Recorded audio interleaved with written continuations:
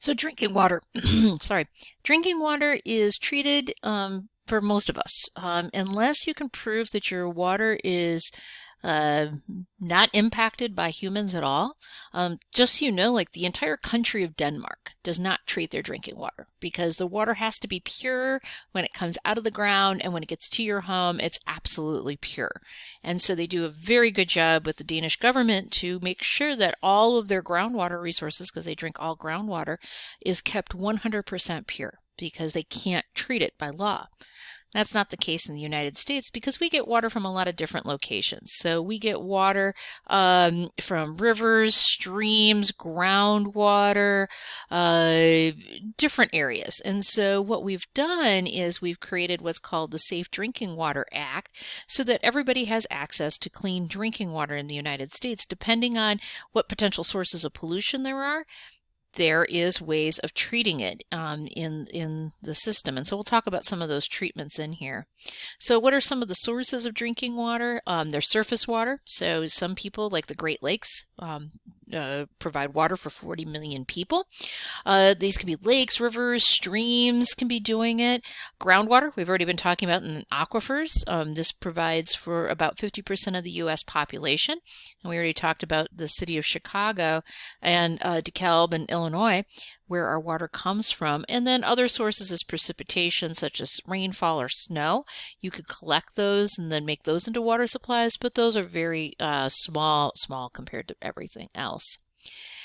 The Safe Drinking Water Act was originally passed in 1974 and it was amended in 86 and 96. It acts to protect our water, our rivers, our lakes, our reservoirs, our springs, and our groundwater wells. And it set the standards for making drinking water quality. And so this is where you get your water tested, and we can talk about maximum contaminant levels. And so it oversees community water supplies, municipalities, water suppliers to make sure you're providing clean drinking water. This does not regulate your private wells. So if your service does less than 25 individuals, then it's not tested. It doesn't have to be tested. And so a lot of rural water, the people themselves have to go out and get the treatment for their water and get the testing done for their water. For municipalities, water is tested constantly. It is oversaw to make sure that we have clean drinking water. One of the interesting things, and this is just one of my little side stories, is that reservoirs. The city of New York gets its reservoirs from upstate New York. They have these giant reservoirs that have the water, and it's not treated before it goes into the city. So it goes into there, they put some grates in just to remove anything that's large into there, and then the water gets fed into the city. Well, there is this microscopic shrimp that lives inside of the water that you can't see without a microscope. It's really small in there. And since they don't do really any treatment for it, it can get into the water supply and get through and get into people's homes. And if you're Jewish, you can't eat shellfish. And so there was a commission that went out that looked at this and did, and rabbis and religious figures said, no, since you can't see it, it's okay. You're not eating shellfish. So it's just a very interesting part of it. And then right after 9/11, we were really worried about terrorist activities. These reservoirs were manned constantly in order to protect them. You used to be able to find them on all the maps, and you could find everything, locations of all the water and wastewater treatment plants. And they decided to remove all that information because what's a better way of really hitting a community? I mean, right now we're all at home, but think about if our wastewater treatment plant got hit. What would happen to all that sewage? How much disease would happen in our homes? And what would happen? What happens if somebody hit our drinking water plants and there was no drinking water and said, what would we do? How would we survive in our country? And so protecting our water that comes in and our water that goes out and that facilities really makes for America to be well run in there. And so these are very important parts of it. We have a treatment train. Again, water is usually it's aerated. Humans like the taste of aerated water. If water is stagnant, it tastes bad to you. So if it's aerated and you have that little aerator on your sink, that helps the water taste better to us. That the bubbles, that gas is inside water. It meant that the water was flowing and then it would contain less disease into it, because stagnant water could breed infectious diseases. It might have bad things. And so humans evolved in order to like that water of something that's moving and has air inside of it. So generally we aerate it in there.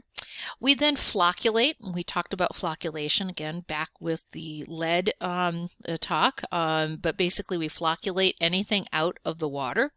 We settle it down. We then chlorinate our water. Inside of because we need to kill off microorganisms. You have to have enough free chlorine so that the last person in your community still has some chlorine to kill off microorganisms. This is probably one of the largest and best things that we've ever done in this world for public health, is chlorination. It decreased us fighting infectious disease, increased the health, well-being, decreased childhood morbidity, everything. So chlorination, while you might not like the water and you might think it smells like a swimming pool, it's really, really important for public health. It's why we are so healthy. Now, just as a side note too, if you really hate the smell of chlorine, humans, what you can do is you can take the water and put it in the refrigerator and let it sit for 24 hours. The chlorine is a gas. It'll come off of the water and it won't taste like chlorine. And humans have evolved to like aerated and very, very cold water. Again, it's that idea that if it's really, really cold, it must be coming from the ground, or it's really good. If it's hot, it might be baked in this, so we like cold water. And so you could just take your water from your tap, put it into a pitcher, put it in the refrigerator for overnight, and then the next day it's going to taste great. Do a taste test sometime if you don't believe me. Take bottled water, have it nice and warm, let it sit out, maybe in the sun. Take bottled water, have it sit out, and then take tap water that you put in the fridge overnight and then drink it, and tell me which one tastes better. Just tell me. I trust me. You're going to like your tap water much better than bottled water. And that's all you have to do. You don't need anything fancy. Okay, sorry. I'm a big believer in tap water. So if you guys haven't gotten that yet, I am a big believer in tap water in the United States. We have the best. It's treated, it's tested, we should believe in it again. Okay, sorry. And then our water is filtered. There's filtrations usually in it. If we have high iron, how do we get rid of the iron in our water? Well, what we can do is we can aerate the water. That'll make the iron turn to iron oxide. You guys should know this, right? And then that iron oxide can be filtered out through a sand filter. So we can remove a lot of the iron before it even gets to your house. And then that water is usually pumped to a water tower, and that water tower then gravity feeds your house. So that's how the water gets to your second story of your house, is that it is gravity fed to all of our homes by putting it at the highest possible point, the water tower. And then your wastewater treatment plant is at the lowest possible in order to use gravity. We should use gravity. It saves us a lot of energy in the transportation of our water supply. So we can go through a process train inside of there. Like I said, chlorination is cheap. There are other ways you can remove microorganisms and kill off things, but generally those cost more.